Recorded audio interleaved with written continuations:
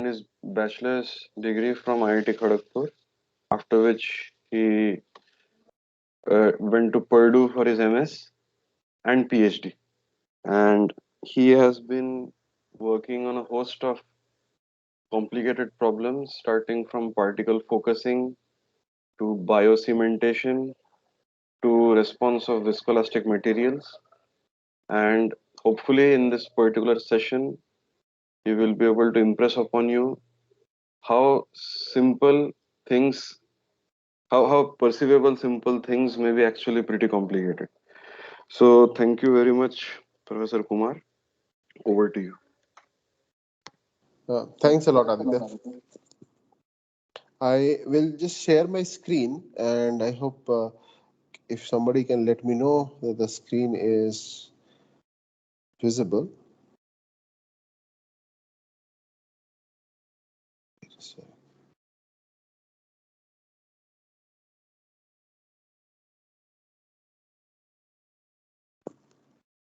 Is my I made a mistake. Wait.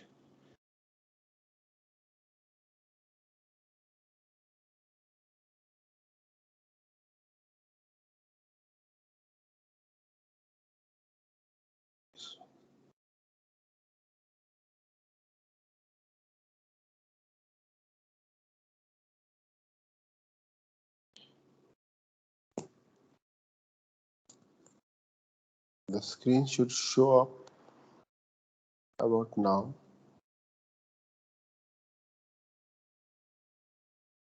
There's nothing so far. It's nothing so far, right? Okay. Let me. I think there was some change in feed. Yeah. I'm just going to. I am on two. Okay. Maybe.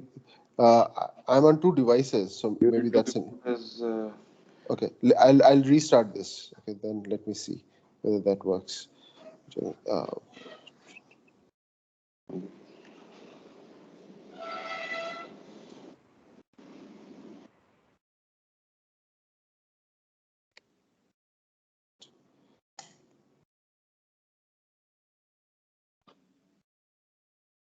okay. I think there is an issue here. Let me. I think I know the issue. I'm sorry. Just a second. There is a.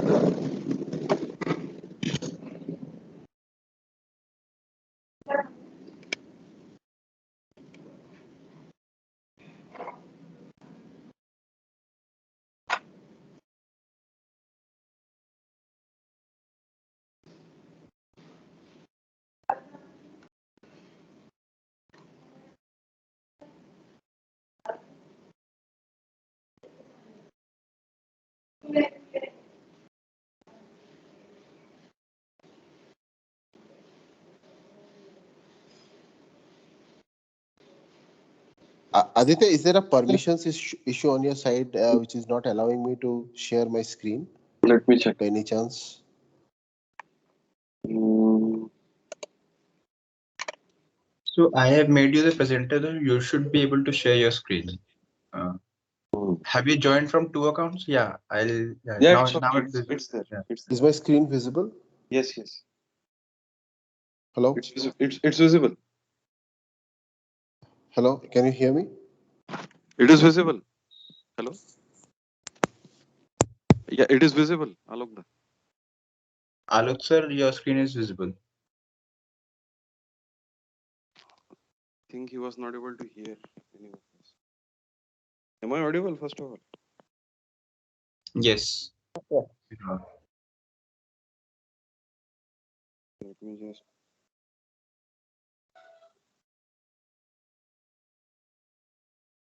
Aditya, can you hear me now? Yes, yes. The screen was visible, but I think you were not able to hear any of us. Yeah. So I don't know why that happened. But now the screen should be visible. Yes, yes. It is. It is. Okay. Perfect. I will. Okay, great. Okay, so thank you, Aditya, for the introduction. And today I'm going to be talking about complex fluids and lab-on-a-chip devices. So I guess a lot of you have come from very different backgrounds. So please feel free to stop me and ask me questions because I want it to be an interactive session between all of us. Because this is meant to enhance your knowledge of this particular field. And there are two important keywords in today's talk, which is going to be complex fluids right here and lab on a chip devices. And the question is why the two of them are together. And in the background, I have this image that you can see. This is a lab on a chip device that we developed at ISC. And you can see there's a 5 rupee coin. So you can see the size of it. And I will explain to you how this works. But before any of that, we want to understand complex fluids. So what are complex fluids? And as you can see, I've kept the slide blank because I want to write on it. And you know about simple fluids, I'm sure, right? Like water is a simple fluid, air is a simple fluid. Then what are complex fluids? Well, complex fluids are defined as fluids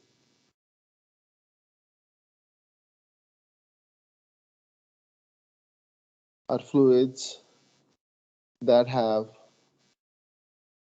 at least one mesoscopic, and I'll explain these terms in a moment, mesoscopic length scale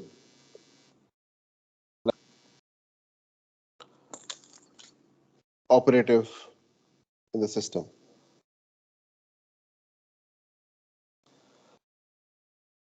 So what do we mean? Well, if you take water, if you take water or something like air, then what do you have? I mean, let's say this is a container which is full of water. So you will have these small water molecules, right? And this entire container is, let's say, full of these molecules. Now, these molecules are very small, right? This is H2O molecule. And these molecules are very, very small, and they all group together to form, if it's in the liquid phase, it will, the molecules are all very close by, and then they are in the form of water. Or else, if it is in the gaseous form, then the molecules are far apart. But at the end of the day, the important element of this entire, if you're taking a material like this, then the important element is the water molecule. Okay. And there are no other structures other than the water molecule itself in the system. So your at length scale that is important uh, in the fluid is the length scale of the water molecule, which is a very, very small number, right? This is very smaller than a nanometer. Right? So here, uh, your length scale in question is the atomistic length scale.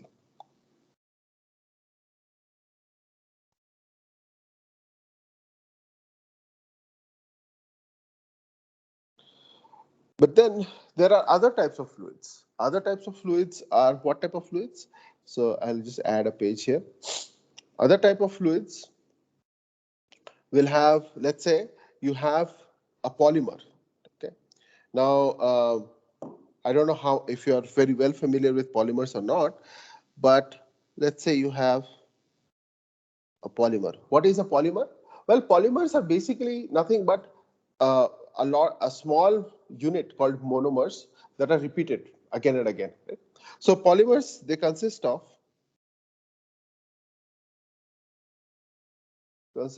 large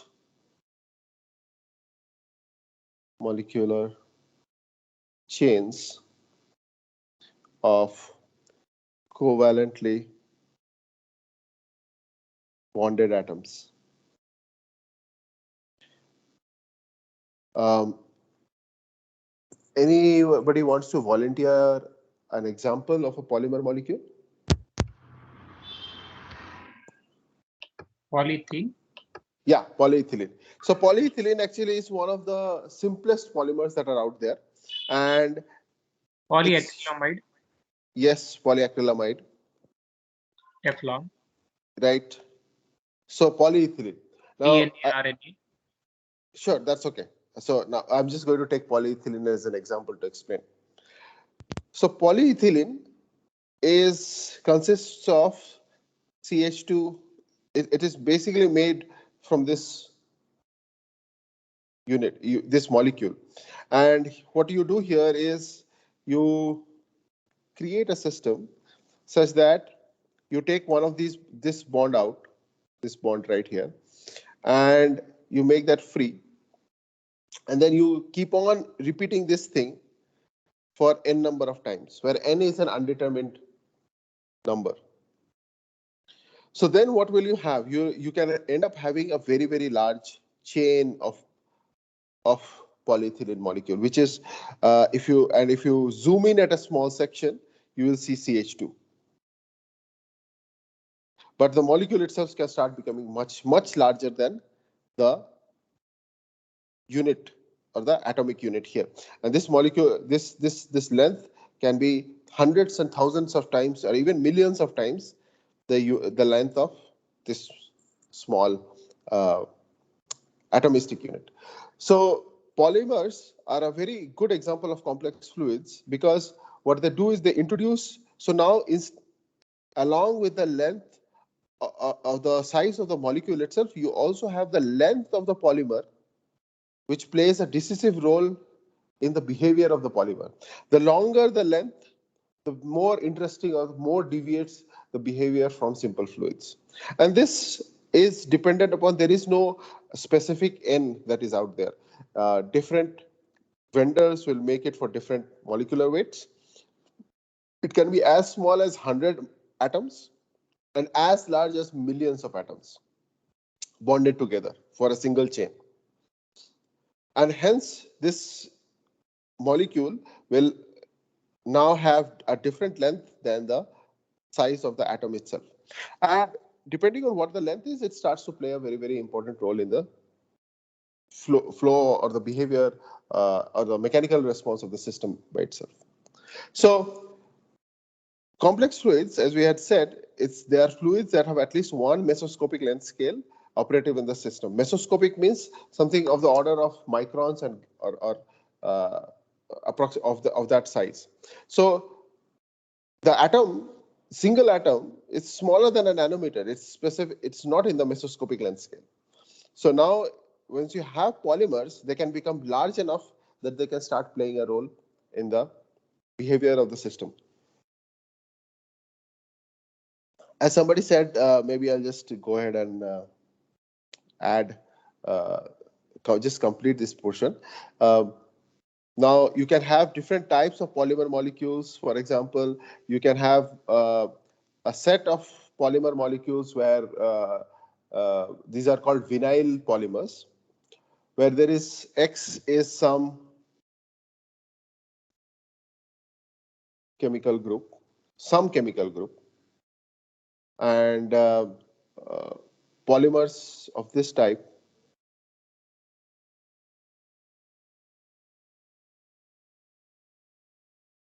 are also called Sir, vinyl polymers. X is attached to CH actually, not CH2. No, this is the molecule. This is the Right, monomer. but the valency on the other carbon is not satisfying. It must be CH. Right. Yes, that's a good point.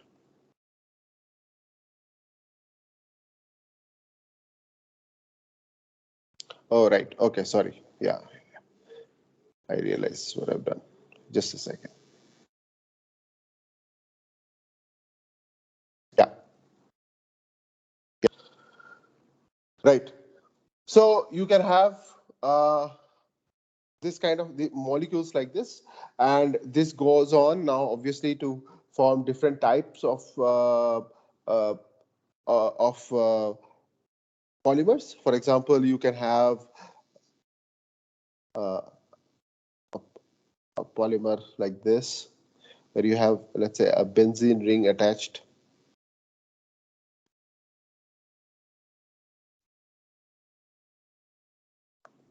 And this just goes on again. So this kind of polymers would be known as polystyrene and others. I'm not going into all of them.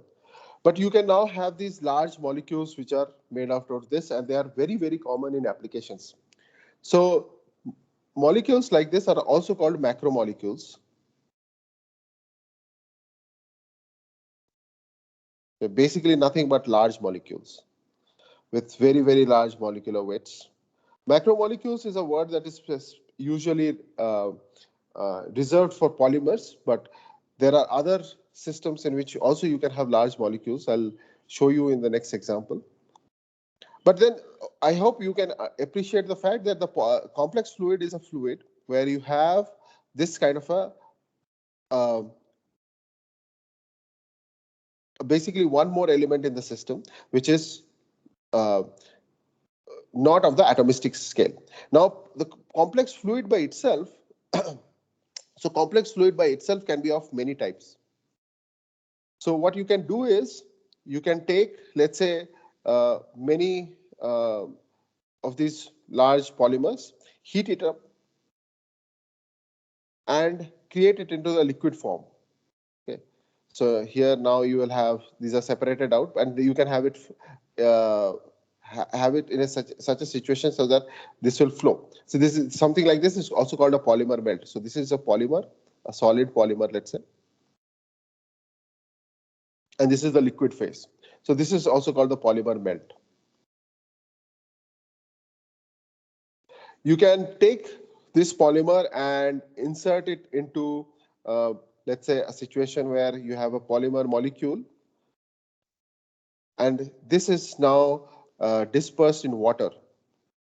So you can have a solution also. So these are also called polymer solutions.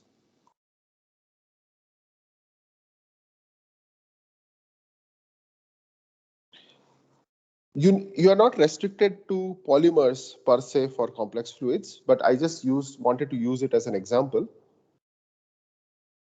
There are many, many different types of complex fluids that are possible. I just wanted to give you an example of how this length scale, which is greater than the atomistic length scale, can come about. This is just one of the examples. Now, in this diagram, what we have done is we have taken some of the most common complex fluids, and we have put it into a graph where on this side you have the length scale. So you can see this polymers are there, which actually span a very, very large length scale domain. And this length scale here, it represents that extra mesoscopic length scale. So in the case of polymers, this will, for example, it can be the length of the polymer molecule. It need not be the entire length because the polymer need not exist in this conformation. In a solution, for example, it can also exist in a globular conformation. Then the radius of gyration will be the right length scale there. So you can have polymers, you can have things like liquid crystals, you can have other type of suspensions, you have biological fluids. Biological fluids can be both polymers, non-polymers, etc. And then this also interferes with the classical domain of colloids. Colloids are nothing but suspensions of one material into another, where at least one of the phases has a length scale of greater than 1 nanometer. Magnetorheological fluids are there, surfactants are possible, emulsions are possible, ferrofluids are possible. Now, these complex fluids have a lot of different applications. The biological fluids specifically, like polymers, and blood, things like that, they obviously have a very strong biomedical and environmental relevance. So fluids which are contained in the human body, blood, etc., food that we use, fluids that we drink, shampoo, things like that, they are actually biologically important. Sorry, not shampoo, but I wanted to give just examples of body biological fluids. So blood, bacteria, and other type of active matter, they're very relevant for biomedical usage, right? So that's why where you will see them the most. There are other types of complex fluids which are used in application area.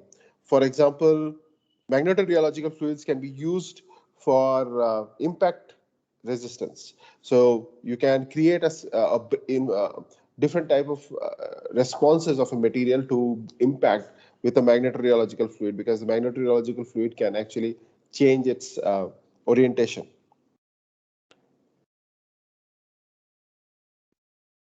You can have you'll have polymers in 3D printing. You have liquid crystals, which are obviously important. You are looking at the screen through liquid crystals, so liquid crystals are also very, very important in application in the industry. So you have all these different type of complex fluids which are very, very important, which is why we need to study them and we need to understand them. Now, in all these different applications, they do undergo important deformations and changes. And the next important question is, where do these complex fluids usually occur? So we have seen what complex fluids are. So let's just see some examples of where these complex fluids occur. This is an example that I've taken from the biological fluid, which is the most obvious biological fluid, complex fluid is the blood. That's the most obvious one, right? But then there are many others. So, I mean, almost all biological fluids are complex fluids. Blood is obviously one of the most well studied. Now, what we are showing here is, so for example, what happens to blood in the human body? You have blood which flows through an artery. Arteries are usually large channels. And then you have interchange between the arteries and the veins. In between here, they actually flow through very, very small capillary networks. Okay. So these arteries, while they are large, the capillary network through which they flow in the intermediate cases or at the ends of the extremities of the body or towards the very deep portions of your body, those are always very, very small channels, which is the capillary network. Here, the channel size can actually go down to less than 300 microns and even lesser. So what happens when blood flows through this kind of channels? So now if you have blood which is flowing through a very thin channel, what can happen is that the blood vessel, the blood cells, the red blood cells, they can start to crowd in the middle. Why is that happening? Because when you have flow, so when you have a fluid flow through the system, and you have these large cells, then the flow is the largest at the middle point of the channel and slowest at the edge. I think yesterday you guys did a Poiseuille flow thing review in one of the lectures, right?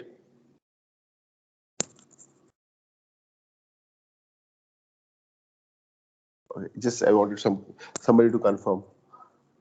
Okay, that's fine. So once you have this, then you know that there is a parabolic flow inside these blood vessels of the plasma itself. But when you have these cells that are moving along, then what can happen is that the flow is such that the flow tries to push the cell away from the wall. And hence, right at the wall, you can have the formation of what is called a CFL, or cell-free layer.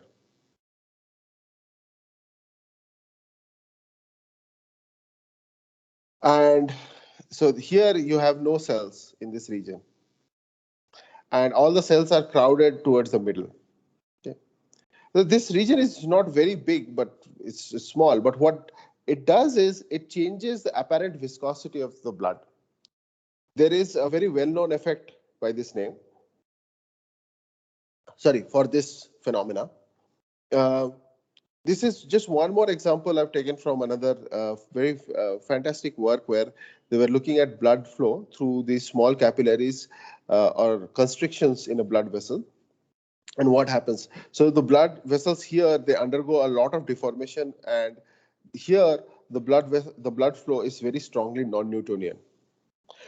And why must we understand all this? Because this is related to our health. There is always the issue of these blocked arteries that are important, and we are increasingly realizing that heart attacks, etc., can occur due to very simple blocked arteries somewhere, and hence it is very important to study. So complex fluid in the context of the human body, the blood is obviously one of the most important ones. We'll see that for the environmental case, the bacteria is probably the most important complex fluid, or the flow of the bacteria through soil, etc. That is the most important flow of complex fluids that we need to look into. But in the context of the human body and biomedical systems, it is this one. So there is a very famous effect called the Farias-Lindquist effect. Now, what happens is, this is a paper, by the way. These are the three authors of this, very recently published, and they go into a model for this Farias-Lindquist effect. But the effect itself is specified here, that there's a decrease in the apparent relative viscosity when blood flows through a tube whose diameter is less than 0.3 mm. This is a very well-known phenomena, and it's documented in physiology. It's also known as the Farias-Lindquist effect. And there were multiple people who had, I believe they were Swiss, Farias and Lindquist, but there were many others who had started to look at the flow of blood and its relevance to human conditions in the early 1900s. And this is obviously one of the very important works.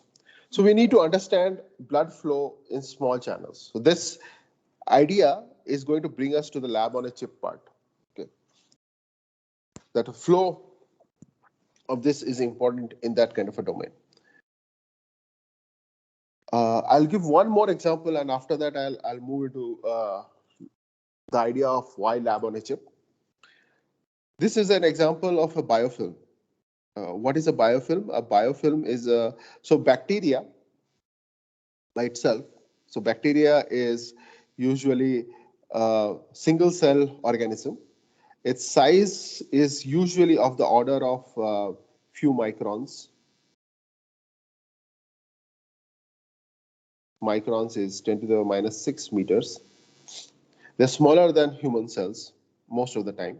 There are many species of bacteria, and the size really depends on what the species is. But for most species, this size is small. Now, this bacteria can do two types of living, just like the ant. Like, I am sure you have seen ants around, right? So ants can live by themselves, or they can live in a colony form.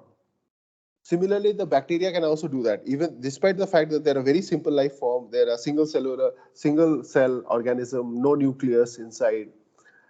Very simple organism in some sense. And yet they have a very complicated lifestyle. So they can live by themselves, where they're called the planktonic bacteria. So they can swim in water, or they can live on interfaces. So this is, let's say, this is water, and this is an interface, some solid liquid, solid or gaseous interface. And here you have this jelly type of thing that is forming. And this is the colony called biofilm. Now here what happens is, these are the bacterial cells. So this is,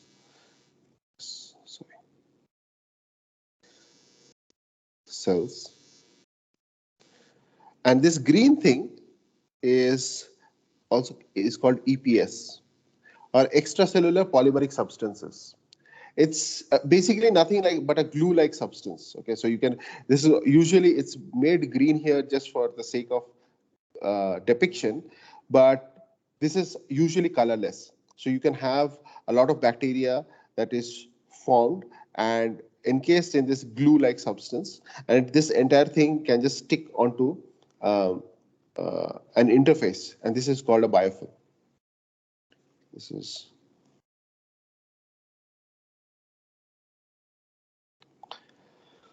So bacteria either in this particular form or in this particular form, they do form a complex fluid all over again. EPS by itself is composed of biological molecules, many biological molecules,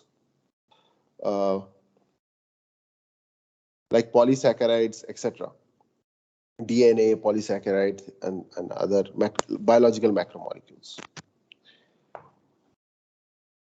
So now, where is this important? Well, one of the places it is important is for example, the soil.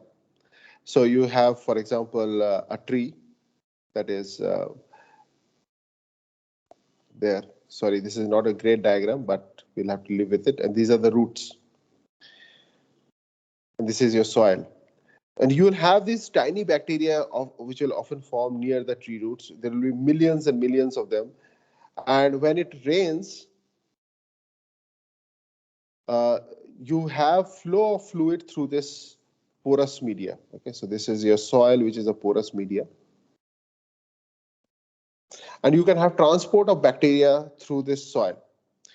So in that case, bacteria and even biofilms. So in that case, it becomes very important to understand flow or the behavior of this complex fluid in that kind of a system. So these are relevant from environmental perspectives because these bacteria here, they take part in environmental cycles and they become very, very relevant. So I hope I've given you some idea of what complex fluids are and why they're relevant. Now, in the two examples that we took, here we looked into blood. There is a importance of looking at flow of these complex fluids in very, very small channels. Similarly, for bacteria, for the sake of understanding bacteria in the environment, understanding how they behave in porous media, we need to look at very, very small length scales. And this is where lab on a chip comes in. Okay. By the way, any questions till now? I'm just going to step into what lab on a chip is. And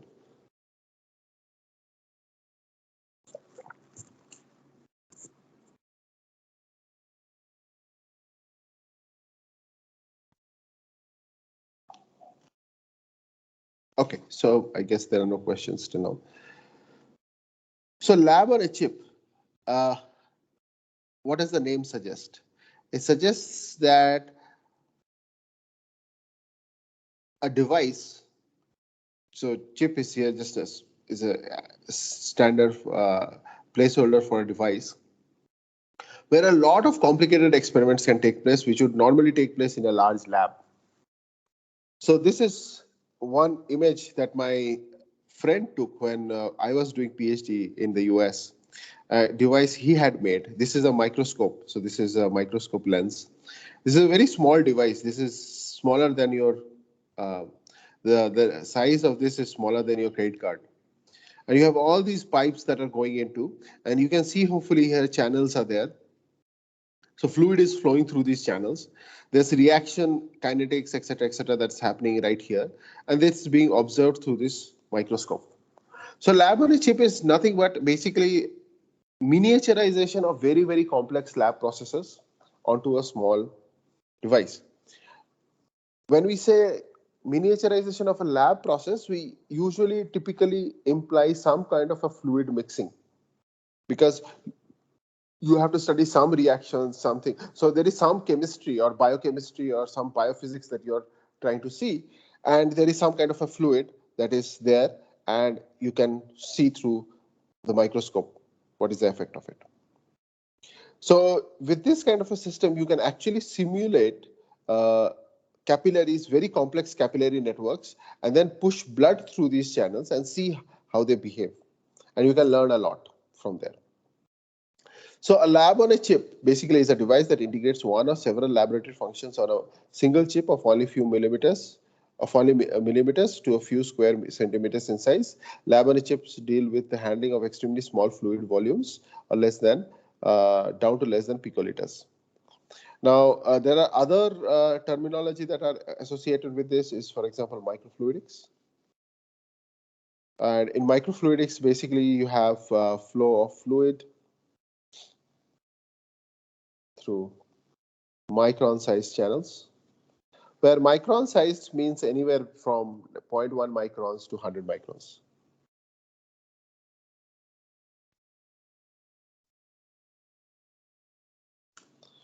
And this is an example of a microfluidic device in our lab. You can see this small chip all over again here. You can see this device.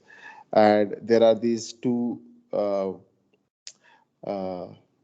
pipes which are delivering fluid to it. And the fluid is flowing through. There is a central channel here that is being observed.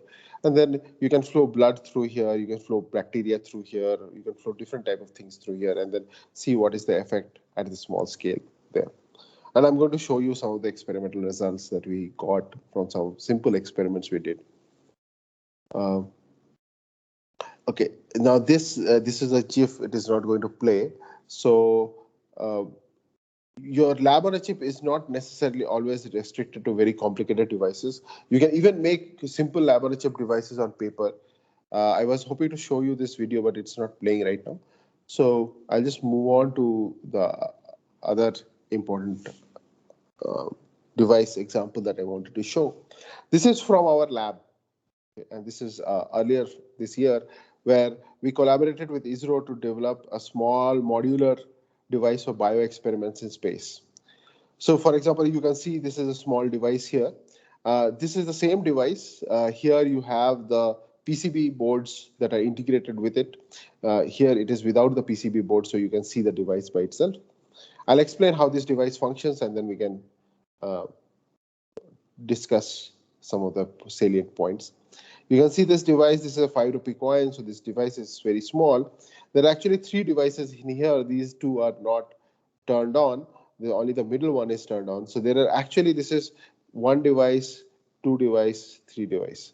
So there are 3 devices in this box. So the advantage of this is there are very, very small wells right here which will contain fluid. And you can do with a few millimeters of the liquid, you can do 3 experiments in this smaller device. So if you had a little bit larger size, you could potentially do 10 experiments in once with a small, maybe 10 ml of fluid. And that's the very, very interesting part, is where you are able to do so this part of the definition, which handles with extremely small fluid volumes. That's the important part, right? Down to less than picoliters. This is not a picoliter case. This is, I believe the volume was some microliters or something, but you could potentially go down even smaller. This is a very large device in some sense. So I'll explain to you how this device works. I'll come to this later. I'll come back to this. Okay, so what you have in this device is what you see here, this particular portion. There is one chamber here for fluid, putting in a fluid. And this is a CAD drawing, a rendered CAD drawing of that. And you have a circular chamber here, which is a very small circular chamber filled with bacteria. Okay. So we have water, and then we have our bacteria here. So the device volume is very, very small. You have inlet outlet ports for fluid. You can pump in fluid through a very small pump and control the backflow or something through solenoids if you want, solenoid valves. And what we wanted to observe in this particular case was the growth of the bacteria, right? So that's because we want to, if we want to make this kind of a device, we're making it with ISRO, so we want to send it to space and package it such that it's a totally self-contained device. And then see the growth of bacteria in different conditions. So in the next maybe it's 2 or 3 years, if we get to launch it, then you send it out to space and then you observe how this bacteria grows in microgravity and what is the effect of the lack of gravity on these organisms. The way we observe the growth is through light in this particular case. You can do it through different ways, but here we are doing it through light.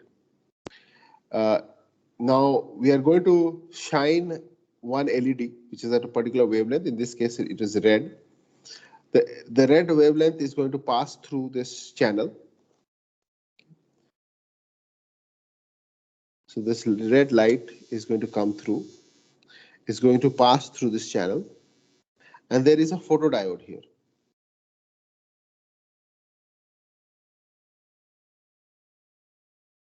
And the photodiode is going to measure the intensity of light that is falling on.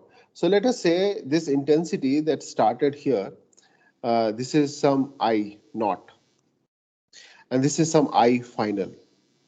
Okay.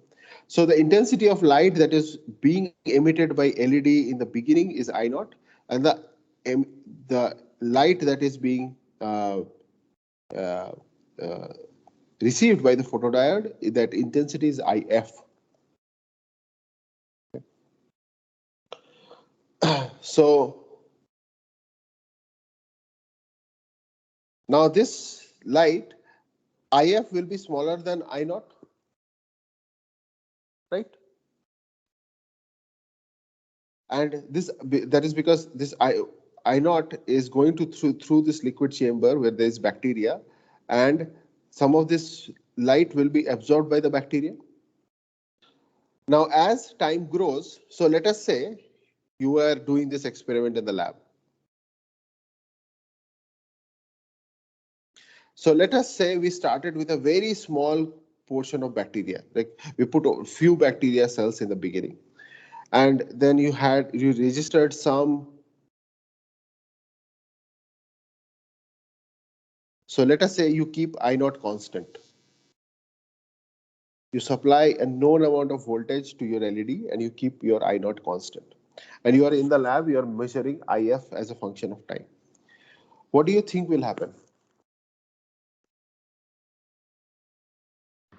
So Beer-Lambert, probably a linear graph. No, this will not be a linear graph. The reason being that, first of all, I'm talking about with respect to time. So what will happen is you will measure an IF that is lesser than, you'll measure some IF, okay, some value at t equal to 0. Then this initial concentration of bacteria will start to increase, and more light will start to be absorbed by the bacteria. So, okay, I made a mistake. Not a mistake. Wait a second. I should put it here. Yeah.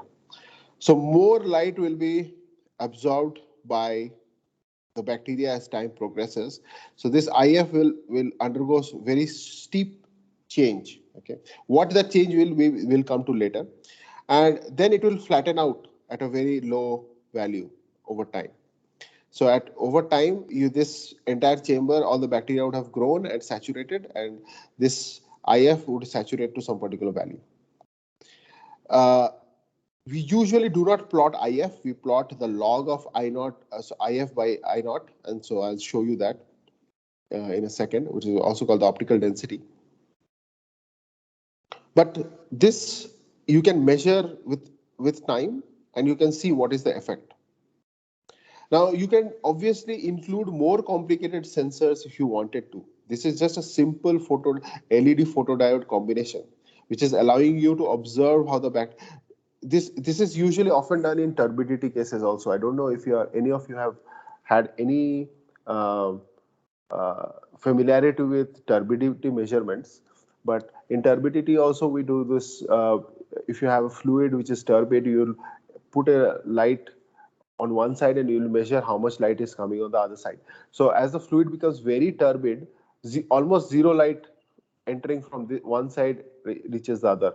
When the fluid is very transparent like water, you will have all light coming from one side going to the other side, right? Almost all, very little attenuation will happen inside the fluid. But if you have something as turbid as, let's say, milk, then if you shine light on it, almost everything gets absorbed. Very little is transmitted outside. So this is a turbidity type of experiment. You can do more complicated experiments by placing other type of sensors here. You can do fluorescence experiments. You can complicate this lab on a chip device quite a lot. The entire advantage is that this thing is very small. Okay? This is a few millimeters. So you can imagine how small this chamber is. And then you can stack up multiple of this on each side, and you can create like an array of 10 or array of how many number you want. In this diagram, we had created an array of 3. So there are 3 simultaneous experiments that are possible. So this particular device contains 3 of these. Now, our whole motivation for this was, this is a unit, right? We wanted to do a modular control. So what you can do is you call this as a cassette, this device as a cassette, single cassette, then you can have cassettes, one cassette which you design, and then you can have multiple cassettes, and then you can make a housing. A housing has not been made right now for us. So we have done the motion integration, Arduino, etc., and so through a PCB. So we can put this as many cassettes as you want together, and finally you can put a housing in a small, let's say shoebox size device. You can do maybe 100 experiments, and all of this can be automated. This entire device, by the way, can be automated if we have automated it. So the whole idea was that you make a device like this, then you put them side by side, and you can have as many in operation, and you have lab on a chip device for space. So that's basically what we did. This cassette we took, and then we replicated it, and they have 3 different devices, and you can have multiple one of them.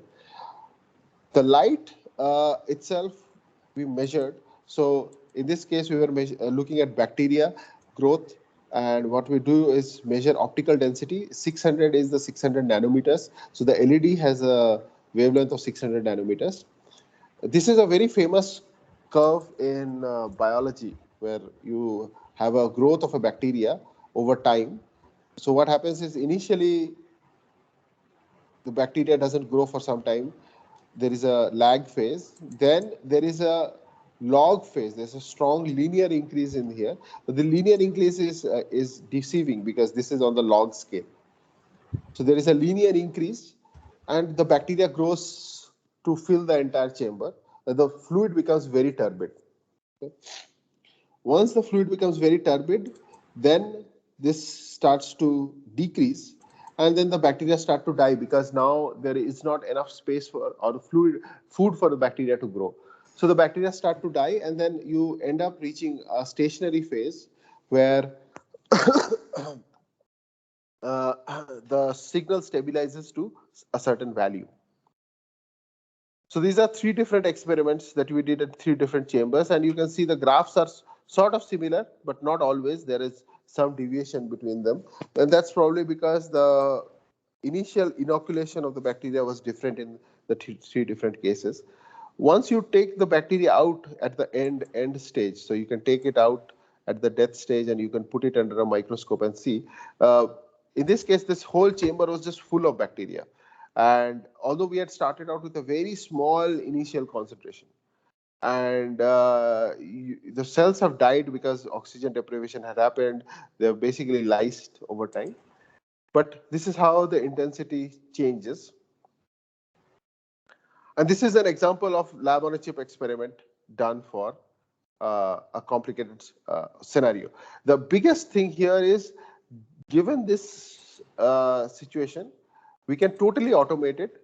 You leave it, you start the experiment, and you can just go and come back after some time, and after 1 day or 2 days, and all the experiment will be done.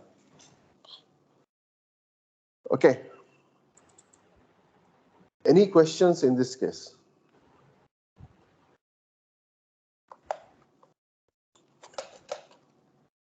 So in that plot, what is the green plot? That's what it signifies. Control.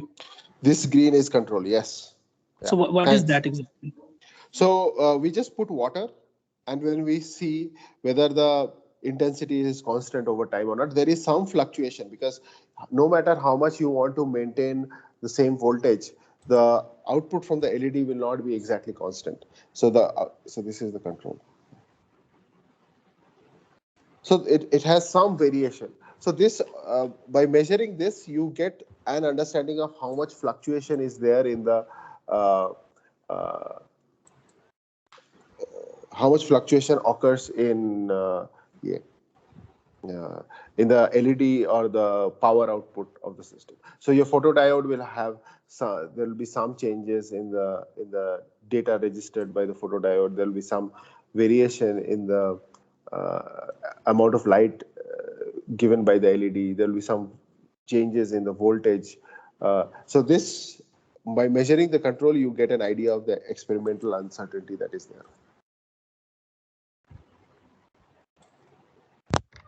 Sir, why is that 600 nanometer wavelength? 600 nanometer wavelength is fixed for. So what happens in this is it has a little bit to do with microbiology. So there are certain bacteria which absorb very highly in a certain band, and that is usually determined in a lab experiment prior, or if the bacteria is something that is common, then somebody would already know what is the wavelength. Depends on the particular microbe. Some bacteria are, and most people end up using somewhere around red. That's where most bacteria tend to absorb, and you want maximum absorbance so that you want as much interaction of light with the microbe for you to be able to measure the turbidity.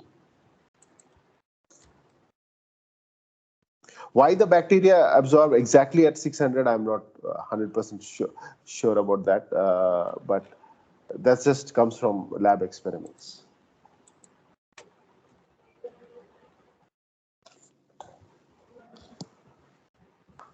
Okay, so I'll give you one more example of use of lab on a chip in a very different circumstance.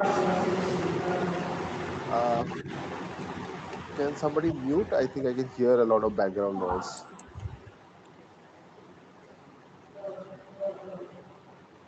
I'm just going to mute. Okay, thanks. Okay, so here I gave you an example of a device that can actually do analytical work, right? Very, very important analytical work. There is another advantage of lab on a chip, which is one of the advantages is automation, because once you have something like this, you can actually automate it. The other advantage of lab on a chip is that you can actually do very fundamental studies. So what you can do is you can set up a lab on a chip device like this.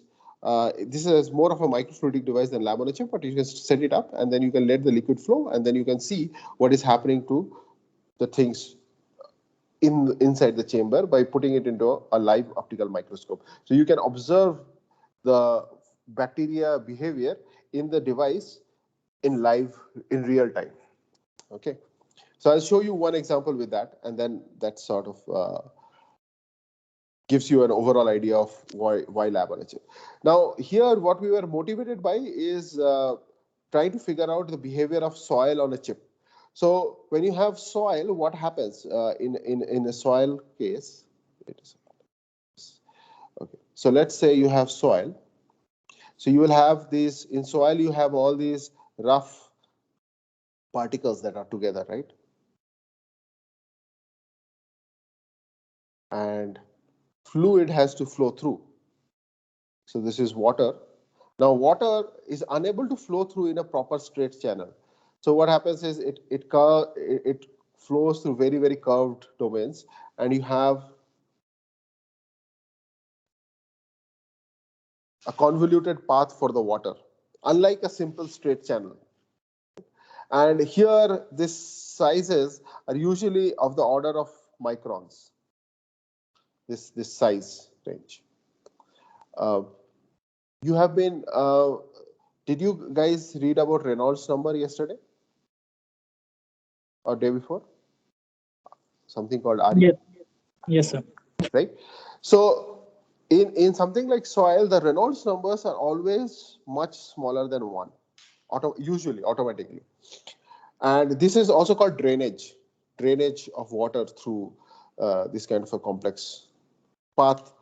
And the Reynolds numbers are much smaller than 1, so you have a huge amount of viscous stress that acts on the fluid, and that is the dominating case.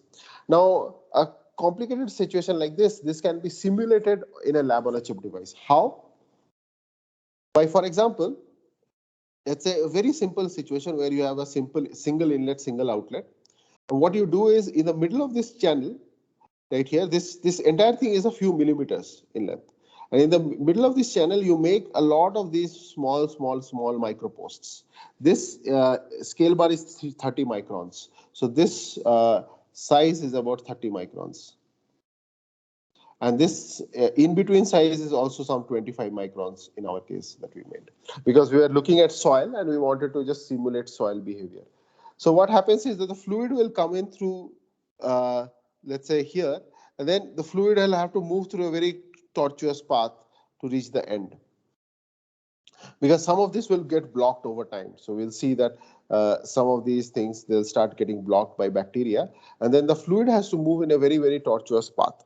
So this simulates for us soil on a simple lab on a chip device. So also called soil on a chip. So what we did is we started some experiments where we got a bacteria called Pseudomonas fluorescens. This bacteria occurs naturally in the soil. So if you go out to play one day, maybe football, you will get this gram-negative aerobic bacteria in your hands. And what we have is basically, what we'll do is we'll put some of this bacteria in a fluid, in water, and this is your bacteria containing sample. Bacteria containing fluid, sorry. So what is gram-negative? Okay. So there are two types of bacteria. One is called as a gram-positive, one is called as a gram-negative. It has to do with staining behavior. So there is a particular stain which I can't remember the name right now. In microbiology. Crystal violet. Crystal violet, right? Yes. So the ones, so gram-negatives are the ones which do take in crystal violet, right? Or the other one. So crystal violet. So there is a stain which is crystal violet, as somebody pointed out, and gram-negative ones usually, I forget whether they absorb or don't absorb. One of those two things happens. And gram-negative bacteria, if I had to simplify, they usually only have a simple cell membrane. A gram-positive bacteria also have a cell wall. So gram-positive bacteria, in a simplistic sense, if I say, resembles more of a plant, whereas a gram-negative resembles more of a animal cell. That is not, it is a very simplistic example. It's not fully correct, so don't take it to heart.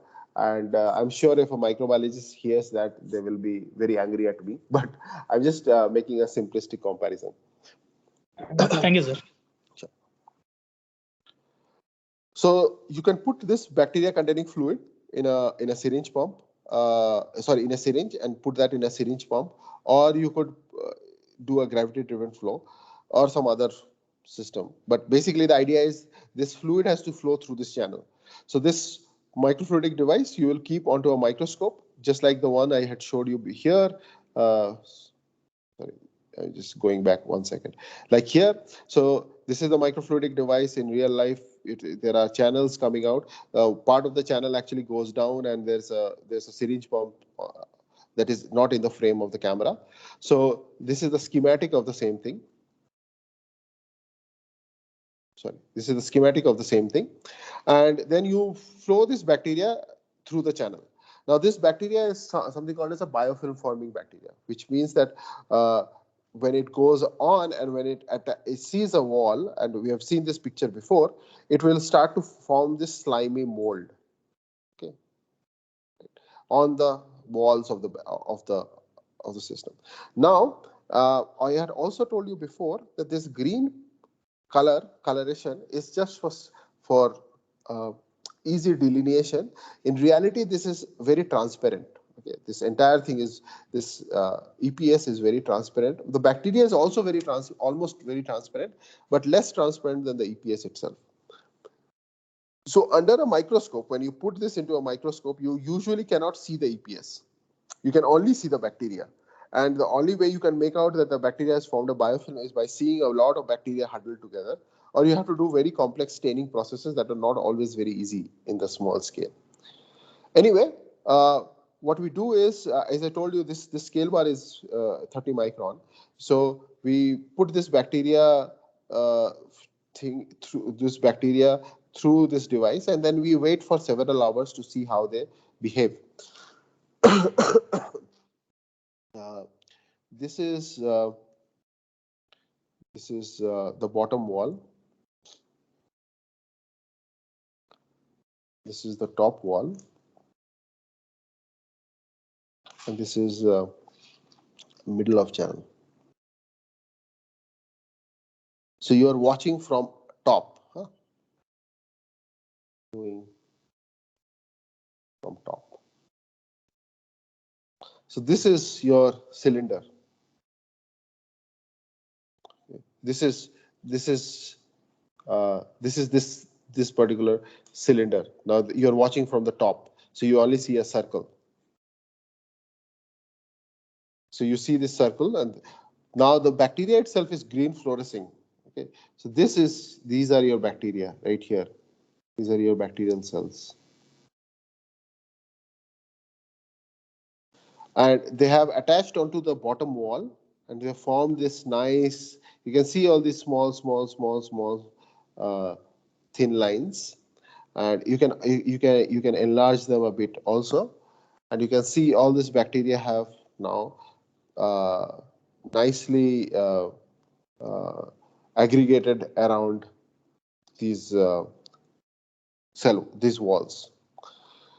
So what happens is it forms a biofilm on the bottom wall. It also forms a biofilm on the top wall.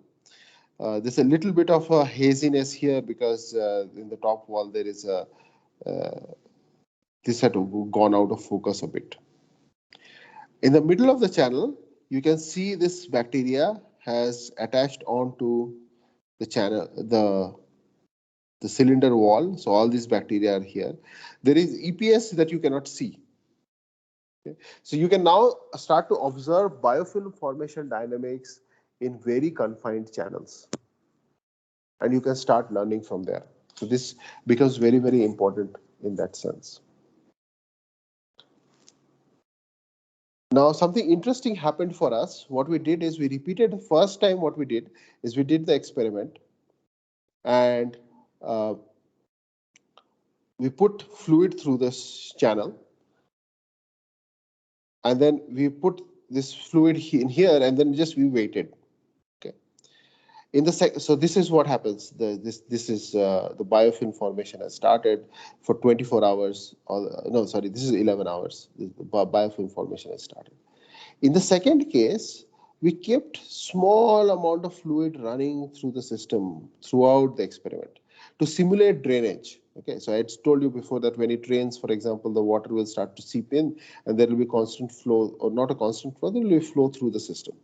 So in the second case, we had the syringe pump on, and we simulated the flow through this device, and we wanted to see what happens.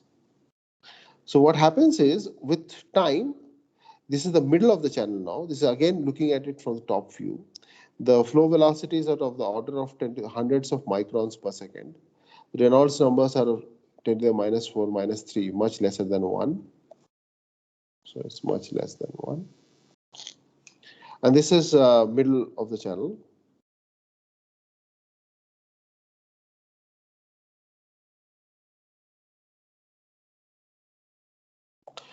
And now what happens is you have this biofilm formation on the side.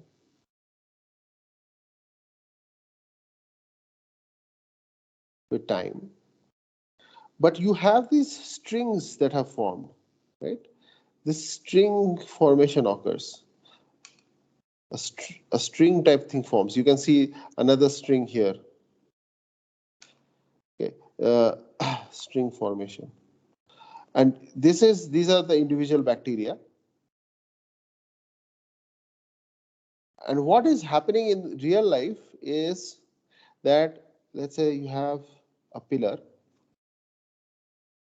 and let's say you have another pillar. then this EPS is going to form a thin string in between. It's invisible. So this is of EPS. And then you'll have these bacteria inside this string. So the biofilm now resembles a thread. And as it forms, the more and more bacteria start to come and attach, and these bacteria start to divide. And this string becomes more and more bacteria filled over time and becomes very, very thick. And then it starts to grow. It's almost like a spider web. Okay. So this spider web type of thing forms. What happens interestingly in real life situation is that if you looked at let's say surface coverage with time, so let's say surface coverage with time. Now, if you had just biofilm formation, right? The biofilm in this case is just the bacteria attaching onto the wall. Eventually, this will become thicker. So this wall will start to become thicker and thicker, and eventually it will clog this entire portion, right? So more and more bacteria will come and attach over time. So you have the surface coverage. If you don't have any flow, then the surface coverage starts at a small value, but then the bacteria starts to engulf the entire device. This takes many days.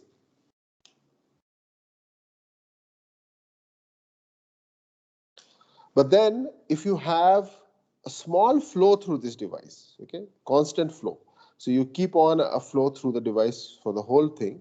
Then what happens is you have this, you'll have a similar surface coverage formation through the time. And suddenly the strings will form, and then surface coverage increases a lot, just like spider webs, right? So the spider web, when it forms, once it forms between different walls, it will start to engulf that entire portion very fast. And the surface coverage increases very quickly, and it saturates the device. So somewhere this is maybe 80% or 90%. And once you have this, you'll have catastrophic cloggings. Okay,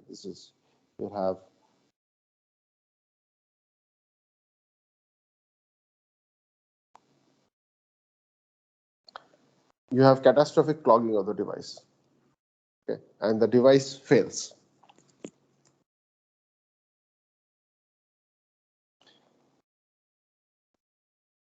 Now, the place where it is important is, for example, when I was in Canada, one of my friends, he was in the medical school, and they used to have this filtration device for dialysis patients. And what they would say is that the moment this kind of they would sometimes be able to see the filtration membrane, and they can see what is happening there. The filtration membranes are big, and they could just have there's a small window through which they could just see whether the membrane was clean or not. And once you have this string type of formation coming from them, you will have this catastrophic clogging of the membrane, and they would have to remove the membrane and have to put a new one in. So it has a huge amount of implication for biomedical sciences, where it becomes very, very important that you prevent a catastrophic clogging of such device. Okay. Any questions?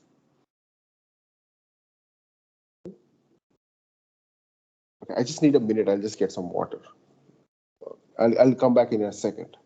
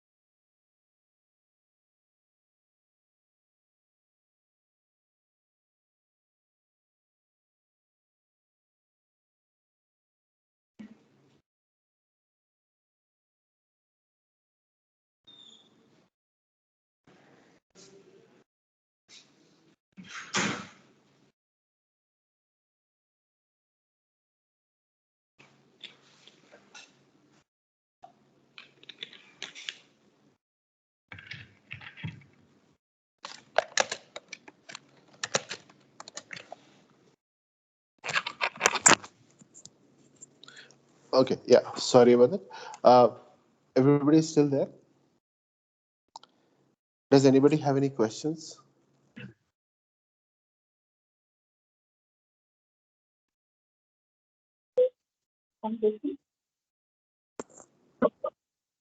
I can't. Somebody speaking, but it's very broken. Hello. Yeah. Hello. You have a slide showing biofilm, the previous one. If you could explain this one. Sure. Okay. So biofilms are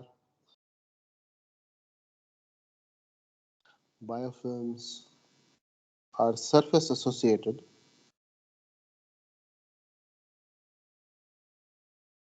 bacterial colonies.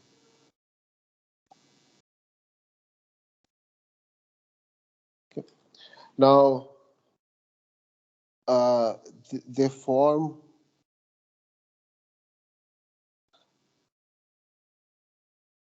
due to secretion of EPS, which are extracellular polymeric substances, by bacteria. So what happens is, maybe I'll just, sorry, I'll draw in one case. So let's say you have,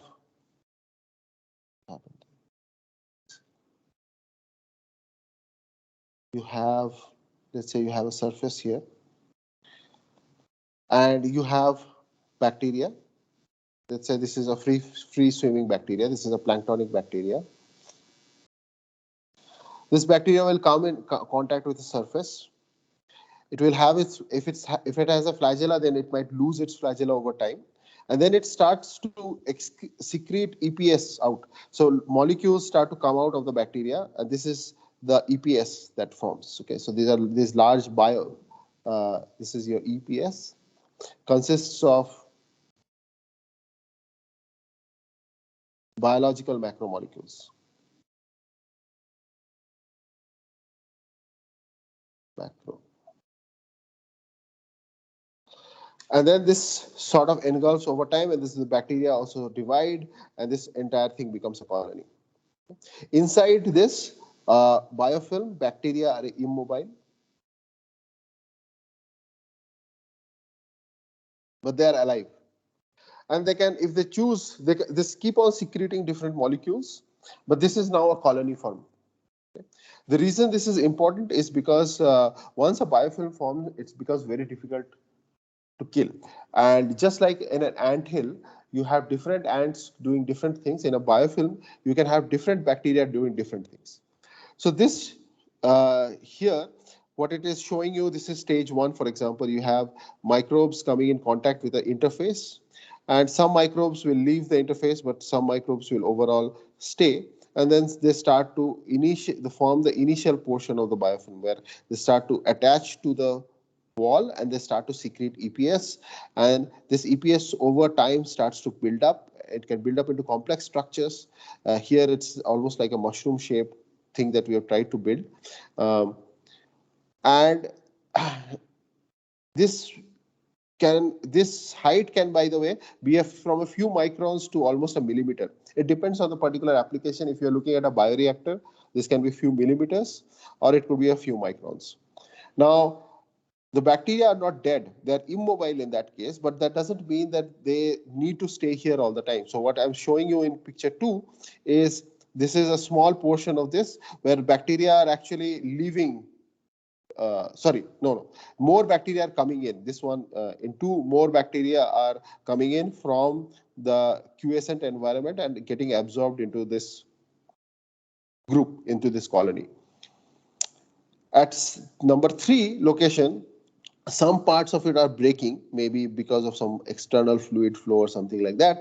And then you have these small parcels of the biofilm that are going to now go out into the fluid and do whatever it needs to. In 4, you have bacteria that are actively eating up its own EPS. Okay, that's why this EPS is broken, sort of, but it's been eaten up by the bacteria itself. That can happen by the secretion of a surfactant or something like that, and the EPS sort of melts away, and the microbe can actually again go back into the solution. So this is a colony where this is almost like a country where people can come in.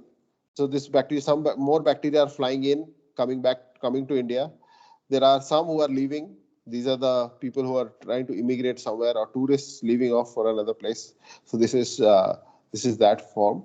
This is a case where the biofilm breaks, and there is some type of stress that is leading to this breakage. This could be external stress, or it could be internal stress. But now you have trillions and trillions of bacteria in this colony. Okay, and they all need not be doing the same thing. They can be doing, some of them can be extremely passive, almost dead type of thing, not dead, but very little metabolic activity, whereas some can, there is a differentiation in terms of metabolic activity in this case, which is more into the realm of the medicine people and microbiologists. Did I explain it properly? Was that satisfactory? Yeah. But then when you are saying lab on chip, we say that I could create an evidence or get an evidence of how biofilm are forming. The application would be. Preeti, your voice broke. Of these devices. Sorry, can you repeat it again? Preeti, I couldn't hear the last sentence. Am I audible now? Yeah, you are audible now. You showed an example of how biofilm are forming. Right. Point number one. Now, these are, as a device, we are using this as an evidence of mechanism of formation of biofilm. Number two. So the application part of this device, will it be like, I want to test a antibiofilm agent and really want to confirm that it works? Will that be a case, or it is more of a theoretical kind of a you could do both. So the antimicrobial agent you could also do, but they can also be done in the current microbiological experimental platforms. Because also biofilm is a problem in many of the medical devices which are instilled in the body. Right. And that's the mechanism by which they cause infection in the patient. So I'll tell you the advantage of lab on a chip here. Now, in the traditional microbiology experimental setups, you do experiments which are sort of removed from the reality. For if you are doing it on a plate, or you're doing it in a agar plate, or you are doing it in a channel or in a well, the biofilm is forming not in the real environment. If you have a biomedical device, if the biomedical device is inserted in the human body, there is, for example, if it's a catheter, there is continuous flow of fluid. You have to be able to simulate that and then apply your antimicrobial agent and see what is the antimicrobial agent doing in a realistic scenario where there is a fluid flow, where there is a complicated channel through which this entire thing is flowing. So the advantage of lab on a chip in terms of biofilm studies is to be able to simulate realistic conditions, which here I have not done, but in this device, in this example that I have shown you, this is more of a fundamental study.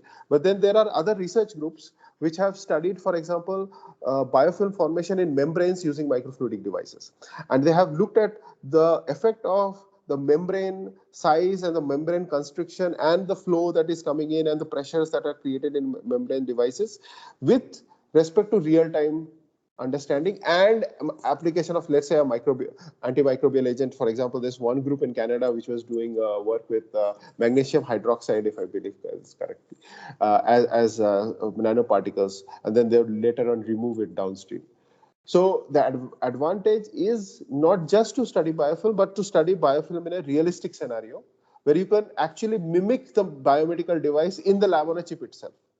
So you could mimic a catheter by making a complicated device. Here I have shown you a soil on a chip type of a situation, a porous media.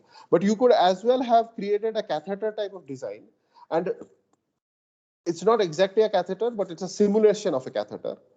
And you could have grown the biofilm in there and tested your antimicrobial agent in the context of a more realistic experimental platform.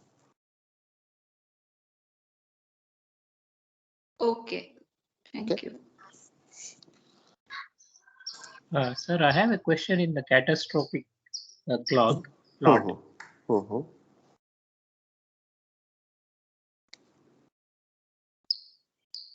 Yeah, here. As you know, the blue color, that the microorganisms start growing and you can see a large surface area coverage. It generally happens when you add, when the water can also be a nutrient. So it leads to increase in the bacterial growth. So how exactly, I don't understand, like in what way the flow is increasing the bacterial growth. So what is happening is there are two things that are happening. So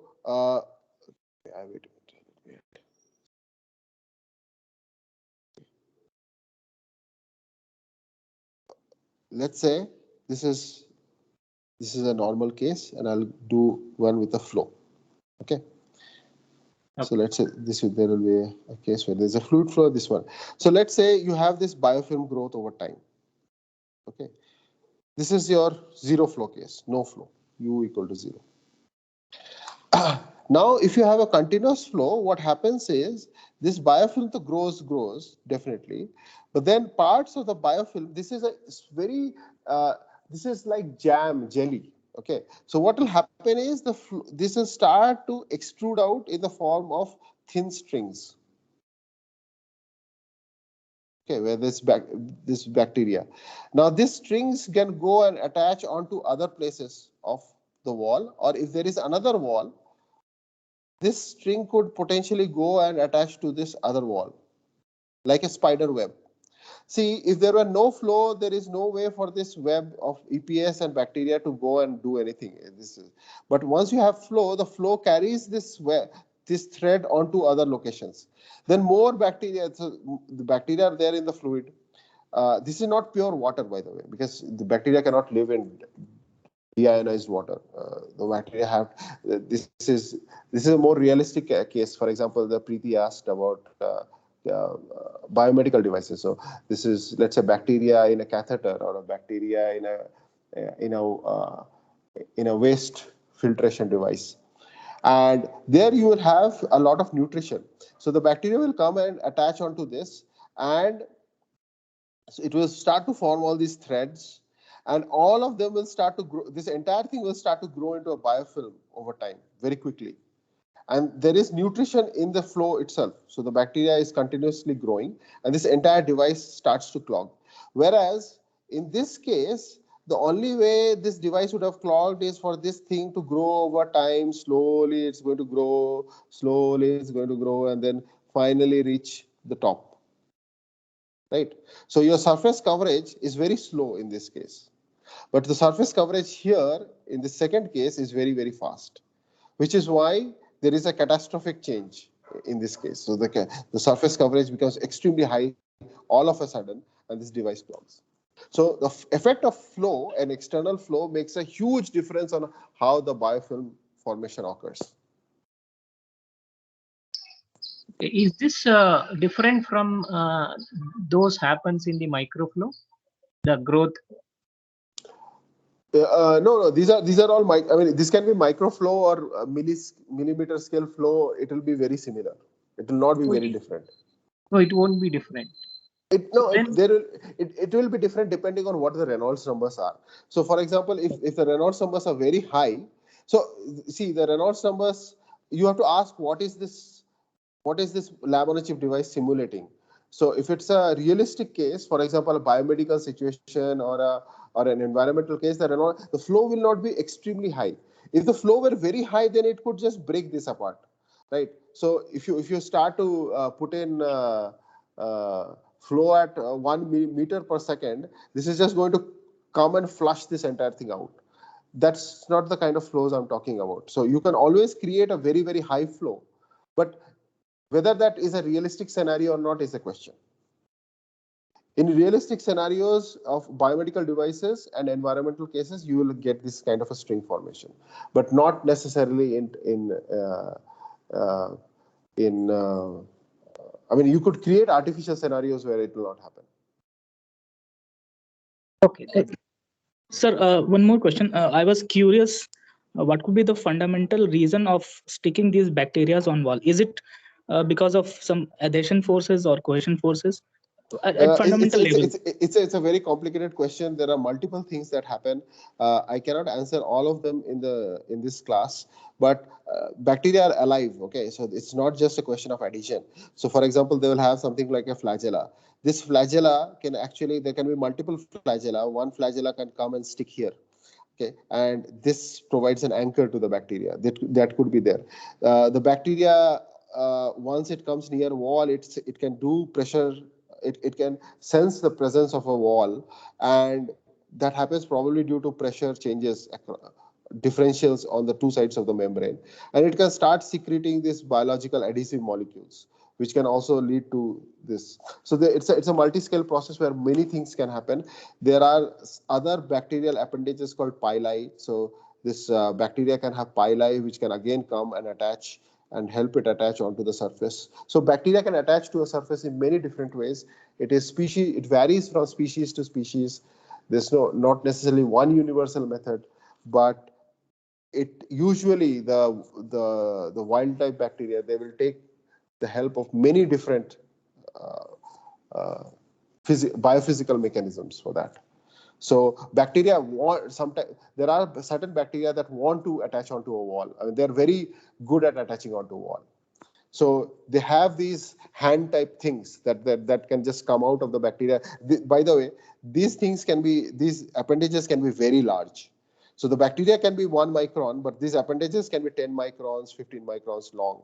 So there are very thin filaments that keep coming out of the bacteria, and multiple different type of filaments are there, and they can also help the bacteria attach.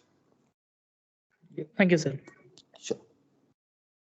Is there any solution to this problem from mechanical engineering perspective only? It's not a pure mechanical engineering problem. It's not even fully well understood from the. It's a viscoelastic thin film, okay, that forms, and to get rid of a viscoelastic thin film is not easy. One few methods that people have suggested are topographies. So instead of a simple wall like this, people have suggested that you have spikes, for example, on a wall, and this can prevent. But nothing works for too long. So if you have spikes, what the bacteria will do is cover it with its polymeric fluid, and once it covers it with this polymeric fluid, the spikes are useless. So then the bacteria can just come and attach onto this. So people have done many things. They have suggested it. Usually they'll also publish, but these things will only work for like few hours after, or maybe a day or 2 days or 10 days, and then it fails. So you have to, in real life, for example, in the human body, biofilms don't tend to form in all places because the human body keeps it's an active body, right? So it actively removes the bacteria. So usually you would need something like that, which is there's an active removal. That's what my take on this is. It's not a fully solved problem, and my time is almost over for today. So actually, I'm just going to. These are two papers. If you want to read, this is an open access paper. Hydrodynamics and surface properties influence biofilm proliferation. It appeared in Advances in Colloid and Interface Science earlier this year. You can try and see this. There's another one which focuses more on the flow and the effect of flow on bacteria, and this is called Bacterial Streamers as Colloidal Systems, 5 Grand Challenges. This appeared in Journal of Colloid and Interface Science. Again, both of these are basically earlier this year papers. This is open access, so all of you can see it. This one is not open access, so you will need subscription. If you want to read this paper, let me know. I can send me an email. My email is alokkumar@iisc.ac.in, and I will get that paper to you.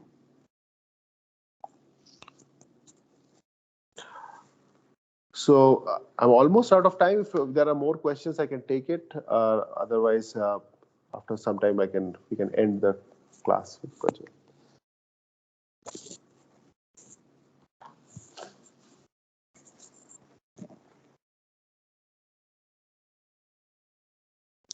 People are looking into other type of complex fluid behaviors in microfluidics also, like liquid crystals, ferromagnetic fluids, etc. Those are all current research areas, very, very complicated, very difficult to understand. So there's a lot of work going on in that.